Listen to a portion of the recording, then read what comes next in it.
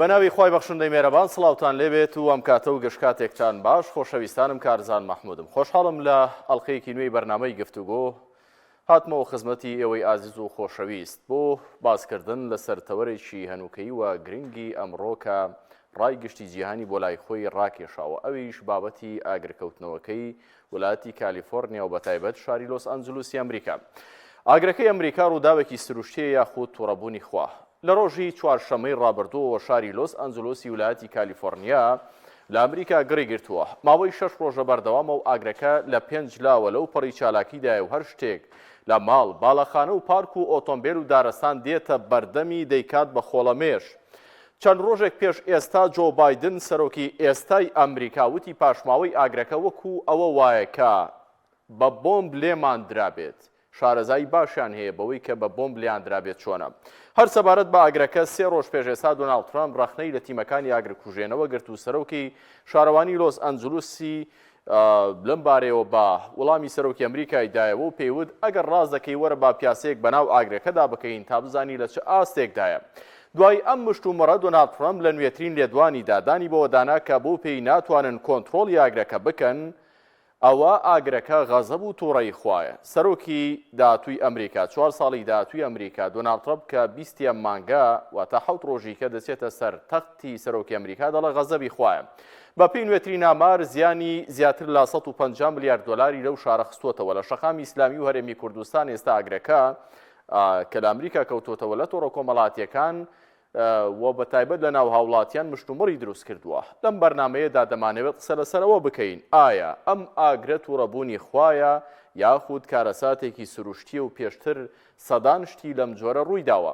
ئەم دیدەی کە پێی وایە ئەمە تووڕەبوون و غەزەبی خوایە چۆن دروست بووە و لەکوێوە سەرچاوی گرتووە. پێشتر دەیان جار کارەساتی سروشتی ڕوویداوە بە دەیان هەزار کەس تیایدا لە ناو چوون. نوێترینیان بۆ مەلەرزەکەی مەڕەش قارەمانی تورکیا بوو کە ساڵی ڕابردوو نزیک بە 45,000 کەس گیانیان لەدەستدا. موسڵمان بوون و بێتاوان بوون. ئایا هیچ جیاوازی هەیە لە نێوان بوو مەلەرزە و ئاگر؟ ئەمە لە کاتێکدا قوربانیەکانی ئاگرەکەی لۆس ئەنجلۆسی ئەمریکا تا ئێستا نەگەیشتووەتە 24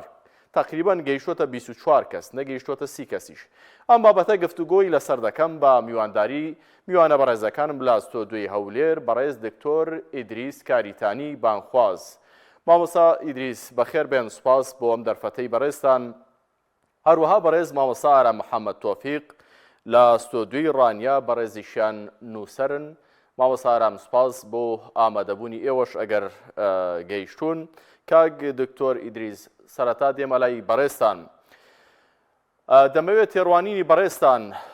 هەم وەکو بانخوازێک هەم وەکو بەڕێزێک وەکو کەسێک کە شارەزاییتان لە پێشهات و لە فکری ئیسلامی هەیە، ئەم پێشهاتانەی کە دێنە پێش لە ڕووی ئاینی پیرۆزی ئیسلامەوە چۆن خوێندنەوەیان بۆ دەکرێت؟ هیچ دەقێک هەیە ئەمانە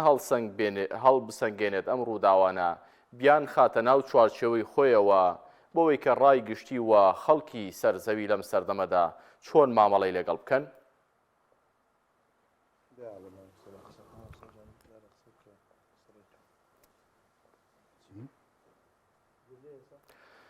کاک دکتۆر دووبارە سڵاوتان لێبێت. وا دیارە دەنگم بەڕێزتان نەگەیشتووە. ئەم ڕووداوانەی کە ڕوو دەدەن بە تایبەت ئاگرەکەی ئەمریکا تێڕوانینێکی ئایدۆلۆژی یاخود ئیسلامیانە چییە بۆی؟ هیچ دەقێکی ئاینی پیرۆزی ئیسلام هەیە پێمان بڵێت ئەم ڕووداوە یاخود هەر ڕووداوێکی دیکە کە دێتە پێشەوە بۆمان بخاتە ناو چوارچێوەیەکەوە بڵێ ئەمە ئاوا پۆلێن دەکرێت غەزەبی خوایە یاخود کارەساتێک و ڕووداوێکی ئاساییە؟ بسم الله الرحمن الرحيم الحمد لله رب العالمين والصلاة والسلام على خير خلقه محمد أمين. سلاو بۆ جەنابتان و بۆ ئەم بینەرە بەڕێزانە و بۆ ئەم کەناڵە بەڕێزە. دیارە ئەو بابەتەی کە ئێستا لە ئەمریکا ڕوویداوە یەکێکە لەو بابەتانەی کە خوای گەورە جەل لە شەئنوه بە هەموو جیهانی گوت کە ئێوە بەڕاستی ئاوڕێک بدەنەوە هەموو ئەو مەشغەڵەت و هەموو ئەو بابەتانەی کە هەیە تەماشایکی ئەو ڕووداوە بکەن. بۆ کۆمەڵێک تەحلیلات و کۆمەڵێک شتی بەرجەستە هەیە کە ڕۆژانە هەم لە سۆشیال هەم لە تۆڕە کۆمەڵایەتەکان و ئەوە هەموو عالەمی بەخۆی سەرقال کردووە. بەشێکیان پێیان وایە ئەم حاڵەتە حاڵەتێکی سروشتیە ساڵانە ڕوودەدا یان بە زیاتر لە ساڵێک ڕوودەدا بەشێکیان پێیان وایە ئەو موامەرەیە نەزەڕی موامەرەیە لە نێوان بڵین ئەو تەڕەف و لایەنانەی کە لە نێو ئەمریکا و لە نێوان ویلایەتەکانی ئەمریکان بەشێکیان پێیان وایە ئەو عەذابەی خوای پەروەردگارە کە لە بڕ و لە بەرامبەر ئەو زوڵمستەمەی کە ئەمریکا پشتگیری ناتانیاهۆ ئیسرائیلی کرد بەرامبەر بە مسلمانانی غەزە بەشێکیان پێی وایە ئەو بابەتە هیچ عیلاقەی بۆ بابەتانەوە نیە بەڵکو ئەم بابەتە بابەتێکە عیلاقەی بە حاڵەتە ئیبتیلا و تاقیکردنەوە عقوبەکان وێ هەموو ئەو ڕەئیانەی کە لە پێشدا گوتران ئەو ڕەئیانە دەکرێت ڕاست بن دەکرێت هەڵە بن بەڵام لە کۆتاییدا هەندێک بابەت هەیە یەکلاکەرەوەی دەبێ ئێمە قسەی لەسەر بکەین بابەت یەکەم ئێمە گومانمان لەوەی نییە کە ئەمریکا لە خلالی ئەم ساڵ و چەند مانگەی کەوتۆتە ناو قوڵاییەکی زۆری زوڵم و ستەم و بەڕاستی پشگیری زاڵمێک دەکات گەورەترین زاڵمی سەردەم نازی ئەو سەردەمەیە و هەروەها فاشی ئەو سەردەمەشە کە ئیسرائیل و ناتانیاهۆیە و هەمووی بە چەک و بە جبەخانە و بە بوارە ئابوووریەکەی ئەمریکا ئەوە گومانی تێدانێت دوو مسلمان بە سروشتی خۆی عەزناکە نەک کافر وەکو تەیرێکیش حەشەراتێکیش تووشی ئەزیەت و ئازار بێ بەڵام هەموو ئومەتان یەکدەنگن لەسەرەوەی کە طەبیعەتی بەشەری فیترەتی بەشەری عەقڵی بەشەری وجدانی بەشەری ئەدیانی بەشەری یەکدەنگن لەسەرەوەی کە ئەگەر دەوڵەتێک یا حیزبێک یا دەسەڵاتدارێک یا تاچێک زوڵم و ستەمکە خەڵک پێی خۆشە تووشی بەڵای گەورەبی ئەمە دوو سێمیان ئەو بابەتانەی کە باسمان کرد هەموو بابەتی دیارن ئەوانەی کە بابەتی دیار نین کە بڵین دەگەڕێتەوە بۆ غەیبیات دەبێ ئێمە بگەڕێینەوە لە پشتی غەیبیاتەوە ئەو زانیارانە وەرگرین ئایا ئەو ڕووداوی ئێستای کالیفۆرنیا ئەو ڕووداوی لۆس ئەنجلۆس کە ڕوویداوە گەورەترین شارە بەهێزترین شارە و باقووەترین دەتوانین بڵێ هەفتەم و هەشتەم پێوەرە لە اقتصادی عالم ئایا ئەمە لۆ ڕوویداوە طبعا ئەگەر تەماشای قورئان بکەین قورئان کۆمەڵە قەسەس و بەسەراتمان لۆ دەجێڕێتەوە بۆ حاڵەتێکی ئەوها ڕووداوێکی ئەوها بابەتێکی ئەوە چونکە کۆمەڵە قاعیدەمان هەیە کۆمەڵک یاسامان هەیە کۆمەڵک سنەنی ئیلاهیمان هەیە چونکە ئەوەی قسەی لەسەر ناکرێ و یەکلاکەرەوەیە ئەوەیە ئەو کەونە ئەو بوونەوەرە خالقێکی هەیە دروستکارێکی هەیە کە ئەڵڵای ڕەب العالەمین و ئەو دروستکارە ئیدارەی کەون دەکا ئەلا لەه الخەڵق والئەمر کە ئیدارەی کەون دەکا ملەتێکی تێدایە یان بڵێ مرۆڤی لەسەرە ئەو مرۆڤە بە هەموو پێوەرەکان خەلق المەوت والحەیاتە لیەبلووەکم ئەیوکم ئەحسەنو عەمەلە بۆ ئەوەی تاقی بکرێتەوە و لە تاقیکردنەوەکانیش زۆر جار مرۆڤ سەرکێش دەبی و کۆمەڵک ڕووداومان لەو شێوازە بۆ دەجێڕتەوە کە هەمویان لە کۆتاییدا بۆ ئەوەی بگژێڕنەوە بۆ نمونە قورئان دەفەرمێ ولقد أخذنا آل فرعون بالسنين ونقص من الثمرات لعلهم يذكرون ئەوان تووشی برسێتی بوون بۆی بگەڕێنەوە نەگەڕانەوە خوای تەعالە عقوبەیدان خوای تەعالە دەفەرمێ وما نريهم من آية إلا هي أكبر من أختها هەر نیشانەیەک دێ وەکو ئەوی کالیفۆرنیا وەکو ئەوی لۆس ئەنجلۆس و وەکو ئەوی جارانی پێشوو کە ڕوویاندایە هەر جارێکی دێ بەڕاستی ئەویت کە لەوی گەورەتر دەبێ بەڵام وأخذناهم بالعذاب لۆ لامی عیلەت لێرەیە لعلهم يرجعون بۆ ئەوەی بگەڕێنەوە ئەمانە هەمومان پێمان دەڵێن بەڵێ کۆمەڵک ڕووداو لە بوونەوە ڕوودەدا یەکەمیان بۆ ئەوەی هەمومان یەکدەنگ بین کە دەسەڵاتی خوای تەعالە لە سەروی هەموو دەسەڵاتەکانە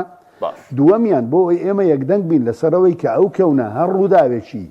کە ئەوان ناوێن لێناوە سروشتی کە ڕوودەدا ئەوە ڕەب العالەمینە ئەوە جەل شەئنهو خوای تەعالایە و سێمیان لەبیر نەکەین دنیا زۆر بابەتیە یەکێکیان ئیبتیلایە یەکێکیان عقوبەیە ئەوەی کە ئیبتیلایە پێغەمبەران و پیاوچاکان و خراپەکانیش دەگرتەوە واتە پێغەمبەرانیش ئیبتیلا دەکرێن پێغەمبەران شەق دەکرێن دەکوژدێن پێغەمبەران دەربەدەر دەکرێن پێغەمبەران نەخۆش دەکەون ئەوەی کە ئیبتیلایە بۆ غەیری مسلمانانیش ئەوەیە کە زۆر جار خوای تەعالە وەکو ڕەحم وەکو بەزەیی وەکو سۆس بۆ ئەوەی ئەو خەڵکە بگەڕێتەوە و جارێکی تر ئەو هەموو کوفر و فەسادی و خراپەکاری نەکە هەندێک لەو عەزابانیان پێ پیشان دەدا یان بڵێ ئەو ئیبتیلایان دەکا بە برسێتی بەبارانی بە کۆمەڵک شت تاوەکو بگەڕێنەوە بەڵام دکتۆر پرسیاری تر دێتە پێشەوە طبعاً دەوترێت بۆچی خەڵکی ئەم شارە خوای گەورە تووشی ئیبتیلایان دەکات تووشی بەڵان دەکات خۆ بەشێک لە خەڵکی ئەم شارە ئەوەندە سەرقاڵی بابەتە دنیایەکانی خۆیانن بە تایبەت خەڵکی ئەمریکا دەوترێت بەشێکی زۆری ئاگای لە سیاسەتی وڵاتەکەیشی نییە کە لە جیهانی دەرەوەی ئەمریکادا خەریکی چین سیاسیەکانیان بۆچی خوای گەورە خەڵکی ئەم شارە لە کاتێکدا باز لەوە دەکرێت کە هەر لە خودی ئەمریکا یەکێ لە شارەکان خراپترین شاری ئەو وڵاتە کە باوەڕیان بەخوانێ لەو پەڕی فەسادیدایە زۆر بەناوبانگە شاری لاسڤیگاسە کە باسەوە دەکرێت بەڵام بۆچی خوای گەورە ئەم شارەی هەڵبژارتووە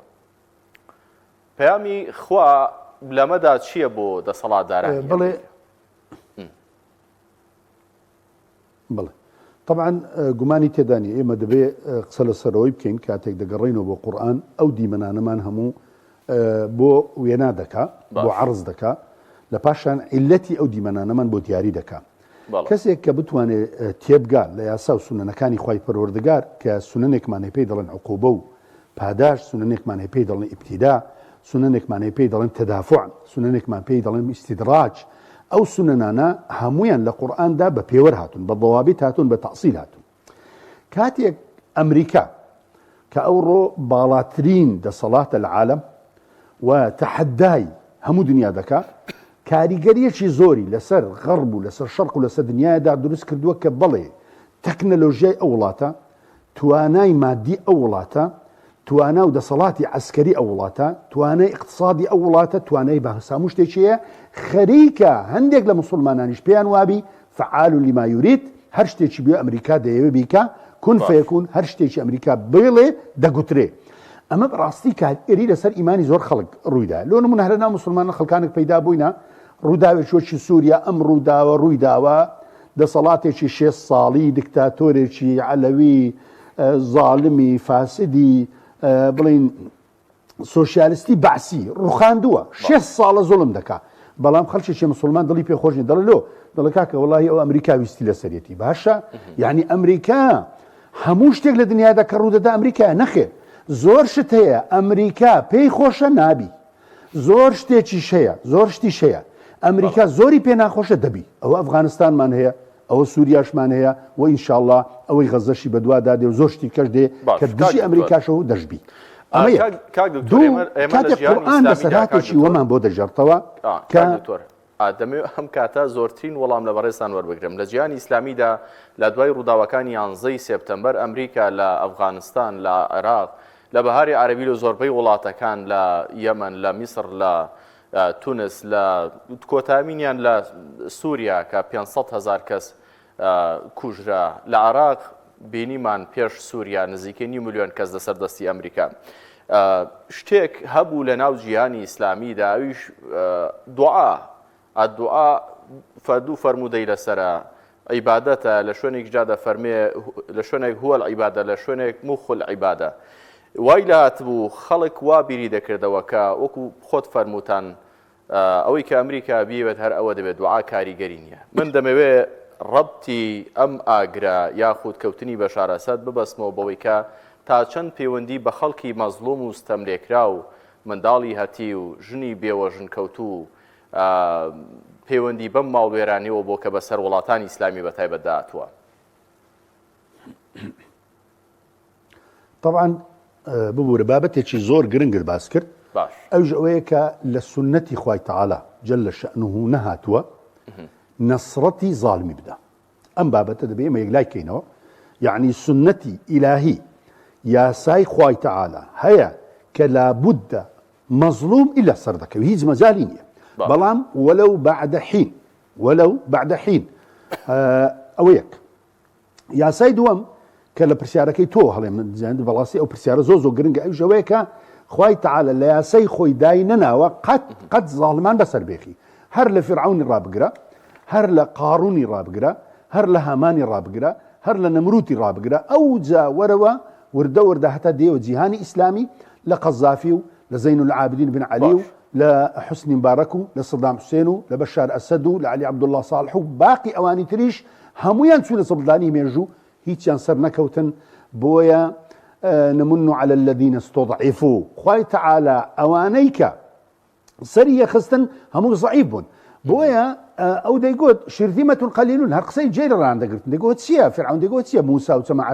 جەماعەتێکی زۆر کەمن هەر ئەوەی بەشار ئەسەدیش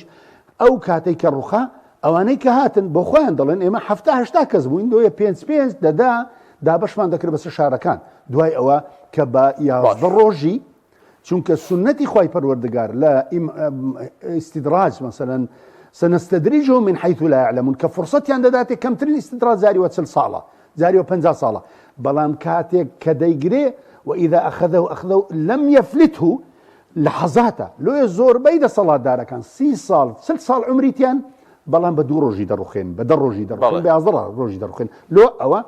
أو حالتك هيك وإذا أخذه كقرتي مزالي بينادا لكم ترين حاول دروخي أما قاعدية كم سنتي خواي تعالى لسر أويك ظالمان سرناخ زور باشا أمر راسا كاك آية علاقة بقضية دعاوة زاري إيما لبيد يكين لنا وخلق نصرت سركوتن خلق بغلطي تيجيشتو بيوا نصرت إلا دبيل زياتي سربازي بي ببي قرآن وانيا قرآن ده فرمي يا أيها الذين آمنوا إن تنصروا الله ينصركم ويثبت أقدامكم أنجو أجر نديني خواي تعالى بسر بيخن أمن بسرت عندي خمو جيجيرت عندكم جيجيرت شيا واتا أنجو لسر حق لسر راستينا استعمال غزة وقريب منمونا ملتي غزة كعدد 2 مليون أوندك السيا بلام لمقابل دا سطا بنزاو بينزي عالم برانبر بغزة استكزنا لإسرائيل وغزة أمريكا برديتيانو نا همود اللي غزة براوي لو تشنكو يثبت أقدامكم لبروي تثبيتك كده أويك دول إمام أحمد يان برسي فرميان أي إمام أتودد قوت أوان نصرتها له مسلمانانا فرمو وده صلاة بس أتودا ظالبو أتوش أنقوش خريكا دا دوران قوتي نا نصرت أويا حق لنيو ضلي ملتان ونتوكان زي جيربي استا همو دنيا دا با أو كاليفورنيا كيستا أغري تيبربي با أو لوس أنجلوس كيستا أغري تيبربوا خلشيك لزاديكا كوملا خلشي دكتور او خراپەکارانە بوون هاتین مظاهرەیان کردێلۆ لەبەر ئەوەی تاکو دیفاع لە مەسەلەی غەزە بکەن کەواتە بابەتەکە علاقەی بۆیە بەڵێ نەسرەت علاقەی بە دوعاوەیە دوعا چونکە چەشی ئیماندارە جارێکیان سلاح المؤمن جارێکیان لب العیبادە جارێکیان صلب العیبادە باش کاک دکتۆر دەگەڕێمەوە لای بەڕێستان دەچمە لای میوانەکەی ترم لەگەڵم بمێنەوە ئینشاڵڵا دێمەوە لای بەڕێستان پرسیاری گرنگترمان ماوە کاک مامۆستا ئارام محەممەد تۆفیق بەڕێزیشتان بەخێر بێن سوپاس بۆ ئەم دەرفەتە بۆچی ئەم ڕایە دروست بووە لەسەر ئەم ئاگرکەوتنەوەی ئەمریکا لە ناو شارەی ئیسلامیدا بەگشتی حتا لە دەرەوەی شارەی ئیسلامیش لە دەرەوەی شەقامی ئیسلامی بەشێک لەو مرۆڤانەی کە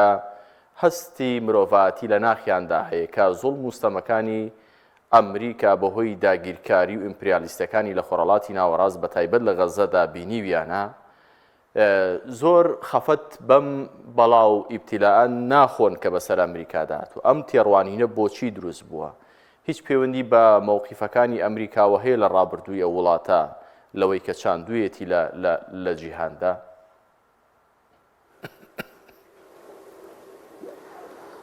سەرەتا بسم الله الرحمن الرحیم وبه نستعین سلااوڕێزمان هەیە بۆ ئێوە و بۆ بینەرانی کەناڵی ئاسمانی پەیام زۆر سپاس ڕاستی ئەو بابەتە ئەم بابەتە بابەتێکە ناکرێت لێ گۆشەوە سەیری بکەیت دەبێت لە چەند گۆشەیەکەوە سەیری بابەتەکە بکەیت ئەوەی کێمە دەبێت سەیری بکەین ئەوەیە کە هەندێک کەس دەڵێ ئەمە کارەساتی سروشتیە بەشێکی زۆری دەڵێ ئەمە غەزەبی خوای گەورەیە طبعا ئەوەی کە دەڵێ کارەساتی سروشتیە ئەمەش هەر خوای گەورە دەینێت یعنی ئاگامە لەو خاڵە بێ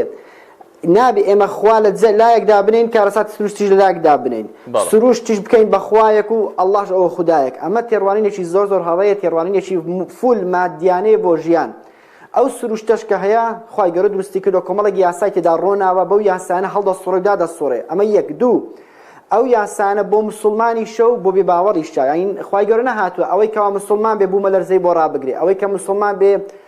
ئاگرکەوتنەوەی بۆ ڕابگرێ ئەوەی کە مسلمان بێ لافاوی بۆ ڕابگرێ خوا دەفەرمێ كلا نمد هؤلاء وهؤلاء من عطاء ربك ئێمە لە دوو هەردووشیان دەبین هەم ئەولای و هەم ئەولای واتە بۆ مسلمانیش لافاو هەیە مامۆستا ئارام نابێت بۆ هەر یەکێکیان سەبەبێک هەبێت من بۆ بوومەلەرزەکانی پارساڵ ئەگەر بڵین وڵاتێکی وەکو تورکیا زۆڵم و ستەمی کردبێ بەڵام بۆ بوومەلەرزەکانی قاهرەمان مەڕاژ نزیک 45,000 کەس ژن و منداڵ و خەڵکی بێتاوان کاسب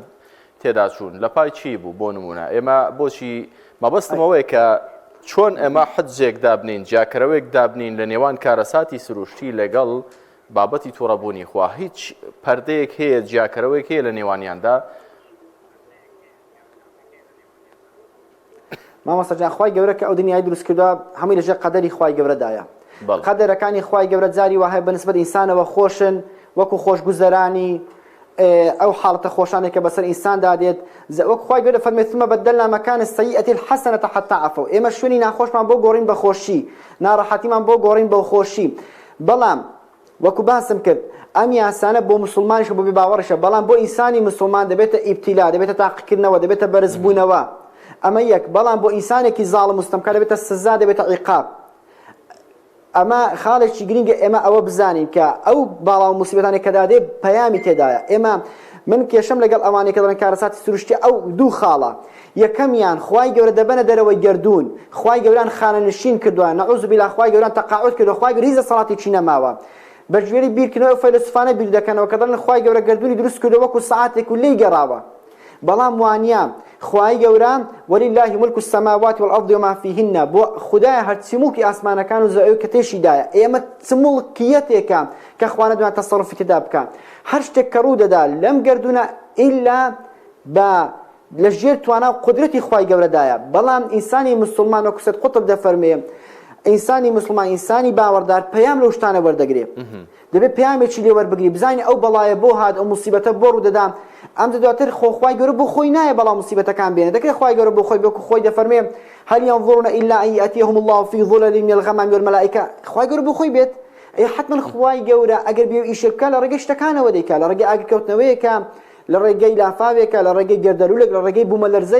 بوومەلەرزەیەک کە ڕوو دەدا. ڕەنگە سەرەکەی مزگەوت بێ، ئەتۆ کە لەسەر هێڵی بوومەلەرزە بی کافر بی یا مسڵمان بی بوومەلەرزەکە دێ. لە سەردەمی سەلاح الدین ئەیوبیدا کە ناڕەحەتترین سەردەم بۆ کە ڕوبەڕووی دژمن بوونەتەوە لەو کاتەدا بوومەلەرزە هاتووە، بۆ مەسیحی هاتووە، بۆ مسڵمانیش هاتووە. بەڵام وەکو گوتم ئینسانی مسلمان وەکو سەید قوتب دەڵێ سیفەتی ئومەت ئەوەیە کە پەیام وەردەگرێت لەو شتانە. شکری خوای گەورە دەکەم لەسەر ئەوە پلەی بەرز دەبێتەوە. مامۆسارم بۆ مسلمان دەبێتە ئیبتیلا، بۆ بێباوەڕ دەبێت بە موسیبەت و بەڵا. بۆچی؟ یعنی ئێمە هزری خۆمان وەکو ئایدۆلۆژیایشی ئیسلامی وامان ناولێنا، یان ئەمە دەقەکانی قورئان و فەرمودەش ئەمە یەکلا دەکاتەوە، تەصدیقی ئەم بابەتە دەکات، یاخود ئێمە خۆمان وا بیری لێ دەکەینەوە؟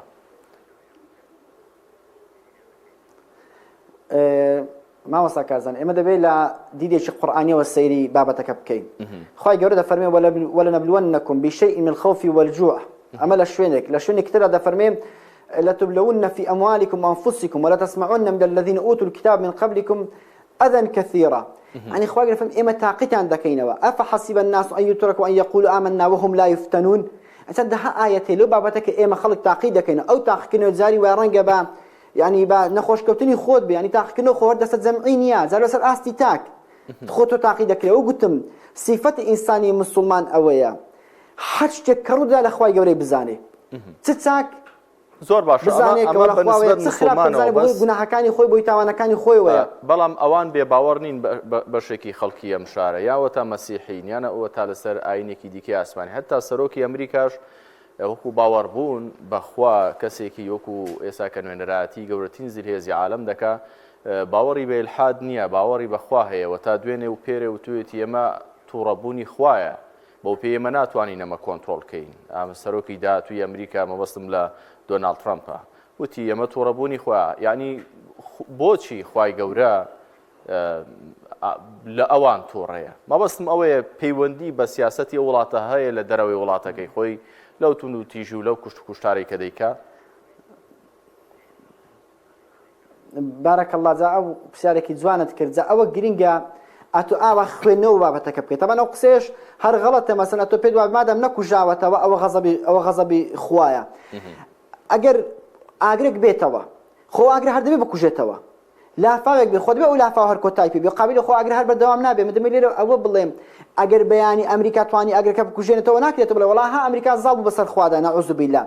بە قەدەری خوا ئاگرەکە دروست بووە، بە قەدەری خوای گەورەش دەکوژێتەوە. قەدەری خوای گەورە چێ؟ قەدەری خوای گەورە بریتیە لەو قودرەتی تاوێت داوێتە ئینسان کە بتوانێت چارەسەری شتەکانی خۆی پێ بکە. ئەمەش هەر قەدەری خوایە. تۆ نەخۆش دەبی بە قەدەری خوا نەخۆش دەبی، کە چارەسەریش وەردەگری هەر بە قەدەری خوا چارەسەر وەردەگری. جاری وا چارەسەریش وەردەگری و شیفات بۆ نایە. بۆ چکە قەدری خوای لەگەڵدانیان ینی ئەو بابەتان دەمێ شتێک بڵێم ئێمە ناتوانین 100% لە کار و کردەوەکانی خوای گەورە تێ بکەین ئەوە خوددایە دەوری ئێمەی داوە ئێمە ناتوانین دەوری خوددا بدەین قەد ئەحاط الله بكل شيء علما دڵیانی لەوەی کە ئەمە تووڕەبوونی خوایە عفوا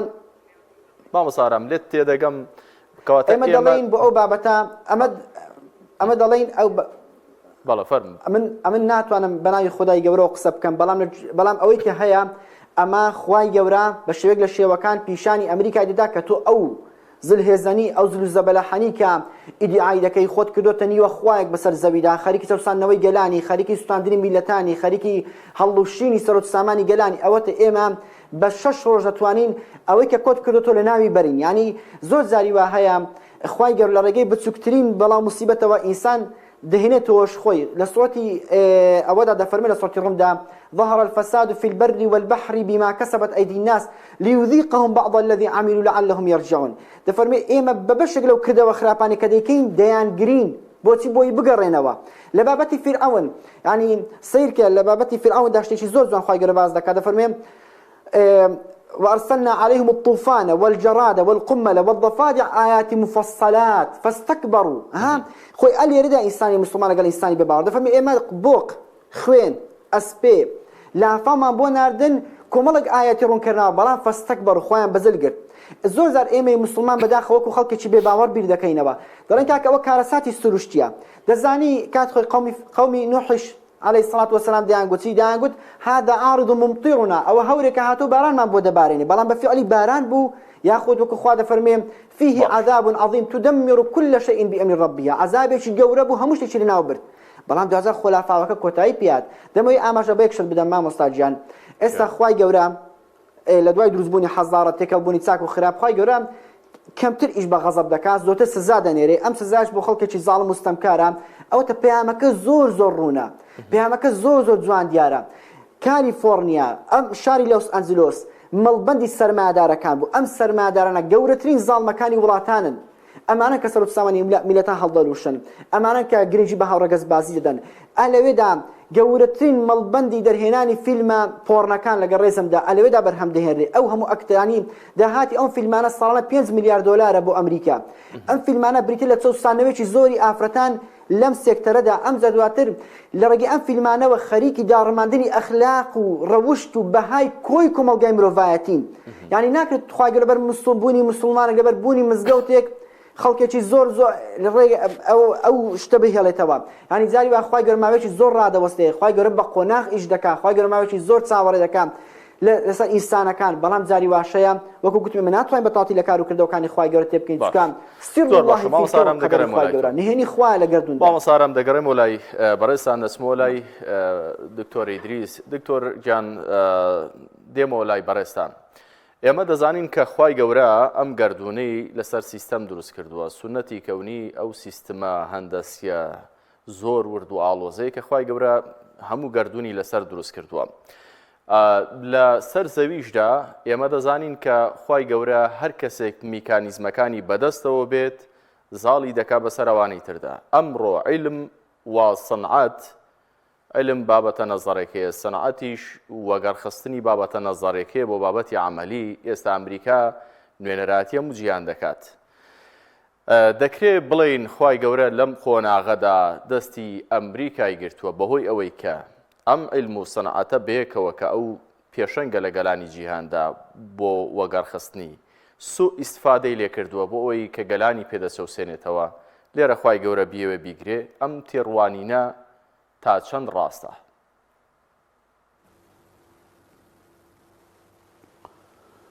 طبعا ئێمە تەماشای عالم بکەین ئێستا 8 ملیار مرۆڤەیە لەو 8 ملیارە 2 ملیاری مسلمانە باقی ئەوی کەی غێر مسلمانە لە پاشانیش ئەوەی کە دەسەڵاتی بەدەستەوە ئێستا وڵاتە زلهێزەکان هەموو وڵاتە زلهێزەکان تقریبا لەسەر ئەو سیستەمە مرۆڤی دۆستیە لایەندایە تقریبا زۆربەی زۆری بەشدارن لە زوڵم و ستەم و لەو فەسادیە کە لە عالەمە دەکرێت چونکە ئێستا ئێمە لە ئاراستە و بڵین دنیایەکی ڕەسمالی و سەرمایەدارین کە لە بواری سەرمایەداری وای لێ هات مرۆڤ بوون وجودی نامینێ ئێستا مادەگەرایی یعنی بە جۆرێک لە جۆرەکان لا إله والحياة مادة ئێستا دەور دەبینی کە لا إله والحياة مادە دەور دەبینی مەرجنیە خوای پەروەردگار لە سنەتی خۆی داینابێ هەر کەسێک خراپەی کردو عقوبێ بدە شتی وا لە خوای تەعالی نییە بەعکسەوە سنەتی ئیستیدراج کاتێک خوای پەروەردگار فرسەتیان دەداتی فلما نسوا ما ذكروا به بزانە کاتێک ئەوان خوای تەعالی دەوێ بەبیریان بینەوە خۆیان لەبیر کردێ فتحنا عليهم أبواب كل شيء خوای تەعالی دەرگەی هەموو شتێکیان بەسەدا دەکاتەوە حتى إذا فرحوا بما أوتوا حتى وەکو دڵیان خۆشە ئێستا بڕۆ نمونە ئەوروپا و ئەمریکا خوای تەعالی دەرکەی هەموو شتێکی بەسەدا کردینەوە بۆ نمونە سەروەتی دنیا بەدەستەوانە برین اقتصاد بەدەستەوانە بواری عسکەری بواری تەکنەلۆژیا بواری ئەم سەوڕی تەکنەلۆژی ئەمڕۆ هەر هەموو بوارەکان لە هەموو لایەکی سەڕواتی دنیا کە تەبەردەستیوان فتحنا عليهم أبواب كل شيء حتى إذا فرحوا بما أوتوا بەڵام لەوێ دەست پێ دەکا أخذناهم بغتة وهم مبلسون خوای تەعالی لەوێ دەیانگری لەو کاتێک چنە ئەوان لەناو کانگەی بەقووەتی و هێزن حتى دەگاتە ئەو ڕادەی ئەوان دەڵێن وظن أهلها أنهم قادرون عليها پێیان وایە ئەوان لە هەموو شتی بەهێزن بەقووەتن من أشد منا قوة چێ لە ئێمە بەهێزترە چێ لە ئێمە قادرترە چێ لە ئێمە بەتواناترە چێ لە ئێمە بەدەسەڵاتترە خۆ ئەوەی ترامپ گوتی کە ڕۆژهەڵاتی ناوەڕاست بەتایبەتی مەبەستی پێ جیهانی ئیسلامی بوو دەیکەم بە یەک پارچە ئاگر ئەوە بە خۆی نیشانەی ئەوە بوو کە دەڵێ هاوار دەکا چێ لە ئێمە بەهێزترە لەم حاڵەتی ئەوەی دووەم ئەگەر تەماشای هۆلیوود بکەیت تەماشای لۆس ئەنجلۆس بکەیت کە ڕاقیترین شارە لە دنیای بەشێکی زۆر لەو بڵین خەڵکەی لەوێ دەژی بەڕاستی لەو پەڕی ڕەفاهیەتە یعنی سنوور لە بۆ ڕەفاهیەت نەمایە قورئانیش ئەو باسەمان لۆ دەکات حتى إذا أخذت الأرض زخرفها يعني هەتا جوانیەکەی بە ئەندازەیەک يعني جوانی و ڕازاندنەوە و زینەتەکەی بە ئەندازەیەکە خەیاڵ وزەینەت ئەوەندە جوان دەبی ئەوەندە دەڕازێتەوە یەکسەر وظن أهلها أنهم قادرون عليها لو يتسلها أتاها أمرنا ليلا أو نهارا فجعلناها حصيدا أو آياتي تمشاك أو هيج باسي قيامتين أو باسي الدنيا باسي دنيا شاركة بيضلن كاليفورنيا شاركة بيضلن لوس أنجلوس ولنا أويدا هوليودكيا جوان كاريكيا زينتكيا وأوانش دلن كاكا تشيلي ما بيهسترا تكنولوجيا مان تطورات عسكري مان تطورات سياسي مان تطورات فكري مان تطورات مادي مان تطوراتك بأندازي خلشك بيوا استا دنيا بوتا بلاتشي كهرباء كاتشي أمريكا بيوم دنيا تقيني يكسر خوي تعالى أو بجورك لزورك كان بيان بشان دك أقدار من کاک دکتۆر ئەمە لە دیدێکی قورئانیەوە بەڕێزتان کەسێکی مسلمان و زۆر الحەمدوللا متەدەینن پابەندن ئەمە حاڵەتێکی یاسایی ئێمە وا بیر بکەینەوە بەڵام سەرۆکێکی وەکو ئەمریکا ئەویش ئەو قەنەعاتی بۆ دروست بووە کە ئەمە جۆرێک لە تووڕەی خوایە جۆ بایدن چەند ڕۆژێک پێشەستا وتی کە شارەکەمان دەڵێی بۆمباران کراوە یعنی ئەوەی کە لە غەزە بۆمباران کراوە ینی هەمان وێنە هاتووەتە بەرچاوی دۆناڵد ترەمپ وتی ئەمە غەزەبی خوایە مەبەست بە بزانم کە ئەوانیش هێشتا جۆرێک یاخود تۆزێک لە بیر و باوەڕ بوون بەخوا لە دڵیاندا ماوە و ئەم ڕووداوانە کە دەبینن پێدەچێت کە کاریگەری لەسەر هەڵوێست و مەوقفی داهاتوویان هەبێت سەبارەت بە وڵاتانی دەرەوەی ئەمریکا بەتایبەت خۆرهەڵاتی ناوەڕاست ئێمە پێشتر ئاماژەم پێکرد کوشت و کوشتارێکی زۆریان کرد لە خۆرهەڵاتی ناوەڕاست لە دوای ڕووداوەکانی 11 سپتەمبەر ئەمریکا ڕێڕەوی سیاسەتی خۆی بەم قووەتە عسکەری و قووەتە ئابووریە و بەم میکانیزمانەی کە ئەمڕۆ بەدەستیەوەیەتی بۆ شارێکی وەکو لۆس ئەنجلۆس ئەم میکانیزم و ئەم استراتیژێتی خۆی دەگۆڕێت طبعا ئەم بابەتە دوو ڕووی هەیە جارێ ئایا ئەوان کە بڕوان بەوەی هەیە کە غەزەبی خوایە مەبەستیان پێ کام خوا چونکە دەبێ ماوە لێککەینەوە کە خوایەک تۆ بە حەقی معریفە دەیناسی بەوەی کە ئەو خوایە پێغەمبەرانی ناردووە سەڵات و سەلامی خوا لەسەر بێ ئینسانی ناردووە بەوەی کە خەلیفەی سەرزەوی بێ و لە نێو خەلیفەدا دەبێ عەدالەت و قیەمەکانی بەشەری بپارێزێ لەگەڵ ئەو خوایە کە لە لای ئەوان بڵێن دەیپەرستن بە شێوازێک لە شێوازەکان پێیان وایە خوا هەیە بەڵام دنیای دروست کردیە و پێی بەڕێوە ناچی و هەروەها خوا هەیە بەڵام بەڕێوەبردننی دنیای دایتە دەستی ئێمە چونکە ئەم بابەتانە زۆر فەلسەفینە و کۆمەڵک پرسیاری فەلسەفی گرنگ دەینتە گۆڕێ ئایا ئەو نەزەریاتەی مارکس لا إله والحياة مادە لە شێ دەوری دەبتەوە و هەروەها نەزەریاتەکانی فۆکۆیاما و هندکتۆن و هەروەها لە پێش ئەواندا نەزەریاتەکانی تر کە قسە لەسەرەوە دەکەن دەسەڵاتی خوا چەندە لەم ڕووداوانە چونکە ئەوان پێیان وایە ئەو ڕووداوانەی کە ڕوودەدەن بەسەبەب ئەوەیە کە جیاوازە لەگەڵ ئەوەی مەبیر دەکەینەوە کە بڕوامان بەوەی هەیە خوایەکەی عادیلە ولا تزر وازرة وزر أخرى استبون خەڵکی هۆلیۆت خەڵکی لۆس ئەنجلۆس خەڵکی ئەو منطقە ئایا خوای تەعالی عقوبەیان دەدا بەسەبەب شوێنێکە مەرج نییە ئەوە لە لای من ئەو ڕەئی هەبی بەڵام ئەمن دەڵێم بە پێی سونەنی ئیلاهی ئیبتیلایان دەکات تاقییان دەکاتەوە لەوەی هەتا بگەڕێنەوە ئەوە یەک دوو ئەو بابەتی دوم ئایا ئەمریکا دەیەوێت ئەوە بگۆڕی طبعاً بە پێی سونەنی ئیلاهی دیسان دێنەوە چونکە زۆر گرنگە یاساکانی قورئان کە سنەتی خوای تەعالی سنەتی بوون كوني لسدا دامزرا كون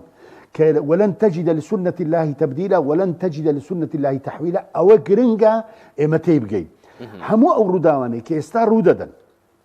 لو سنتاني كرودا ورا تماشى القرآن كتصوير شيء زور وردد بودكا كتون تعامل لقلوك كيسا من برأي خوم يعني بيموايا كأوجورة ابتلايا بيوندي بويويا كأمريكا بيوايا جيش تحدي شيء قوتك لسروي وينيا خوای تعالی پێی پیشاندە کە قوتێکی گەورە لەسەرەوەیە ئەوەیە دوو ئایا ئەمریکا استراتیژیەتی خۆی دەگۆڕی بە پێی سنەتی ئیلاهی بەڕاستی إن الله لا يهدي قوم الظالمين ئەو زۆڵمانە ئەوانە هەندیان زوڵم کردی خوا هیدایەتیان نادا لا يصلح عمل المفسدين بەڕاستی ئەو مفسدانە چکەوانە بەس فاسد نین ئەوانە بەڕاستی هەر فاسد نین مفسدیشن تێکدەرن بە ئەندازەیەک تێکدەرن ژیانی هەموو دنیایان کردوتە مەئزەق ئێستا هەموو دنیایان کردوتە جەهەنەمێک خەڵکیان تێ کردووە ئایا خوای تەعالی دەرفەتیان دەدا ئەوانە بگەڕێنەوە هیدایەت وەرگرن نا ئەوە دوو سێەم ئەوەی کە دەبینین لەم حاڵەتەی ئێستادا کە ئەمریکا خەریکی ئەم بابەتەیە لە هیچ مووقیفەکی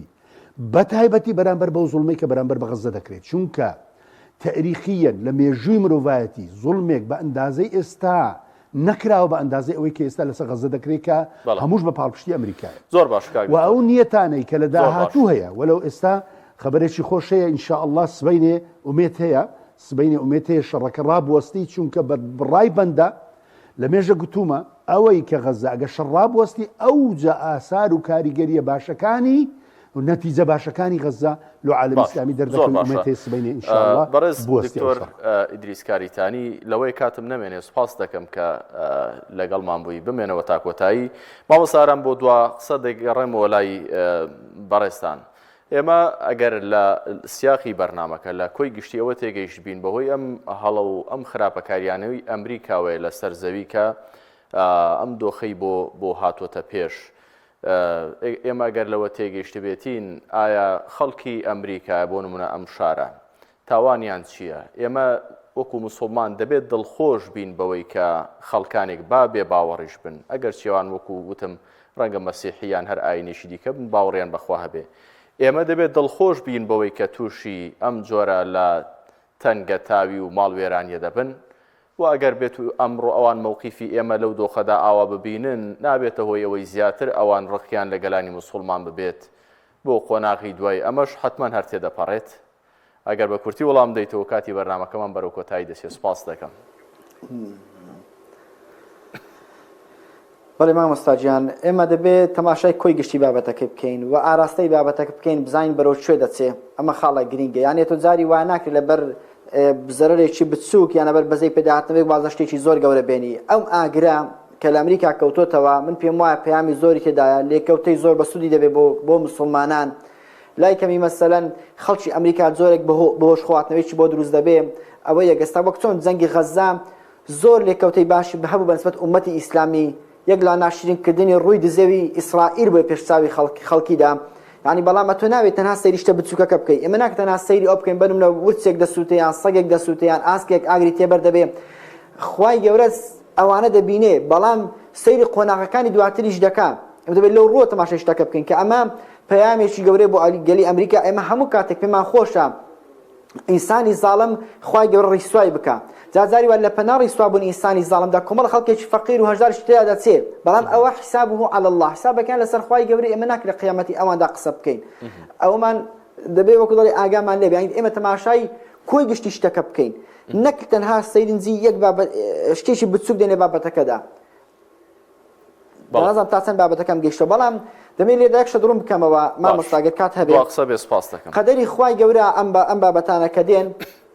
بەڵێ لە دوو ڕێگەوە دێ یا لە ڕێگەی هۆکارێکی سروشتیەوە دێ کە خوای گەورە دەینێرێ وەکو لە بابەتی جەنگی حەزابدا خوا دەفەرمێ فەئەرسەلنا عەلەیهیم ریحەن ئێمە ڕەشەبایەکمان هەڵکردنە سەرێ بۆی جێیان هەڵقەنرێ لە شوێنی خوا نەمێن و دەوروبەری مەدینە چۆڵ بکەن ئێ باشە ئەم بایە خوای گەورە ناردوێتی ئێوە کاتیش ئێمە هەبەندێمان گوڵا کاکە ئەمە هۆکارێکی سروشتیە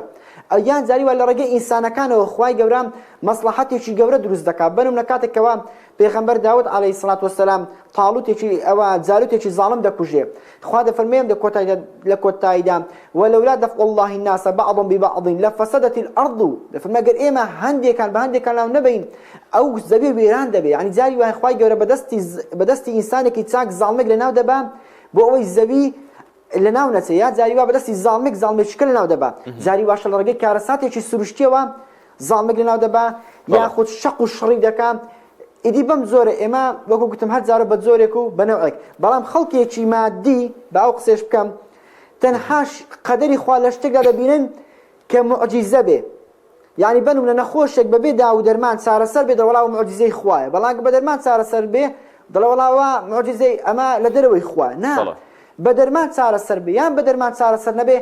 هەر دەستی خوای تێدا هەیە ئاگامان لێ بێ بەڵام جاری وا خوای گەورە بۆ خۆی تەداخل دەکات وەکو خۆی دەفەرمێ عسى الله أن يأتي بالفتح گونجی خوای گەورە بۆ خۆی تەداخل کات یاخود وەکو لە سورة التوبەدا دەفەرمێ قل هل تربصون بنا إلا إحدى الحسنيين ونحن نتربص بكم أن يعذبكم الله من عنده أو بأيدينا خوای گەورە ئێوە عەزاب دەدا یان بەدەستی خۆی وەکو ئاگرێک لافاوێک یان بەدەستی ئێمە ئەوەتە ئێستا ئیسرائیل بەدەستی حەماس خوای گەورە سوکری سوای کرد بەڵام مامۆستا ئەمریکاش بەهۆی کارەساتێکی سروشتیەوە خوای گەورە سوای کردووە زۆر سپاس پەیامەکەم بەڕوونی گەیشت بێ پەیامەکان بەڕوونی گەیشتووە قوڵە زۆر باشە حتمما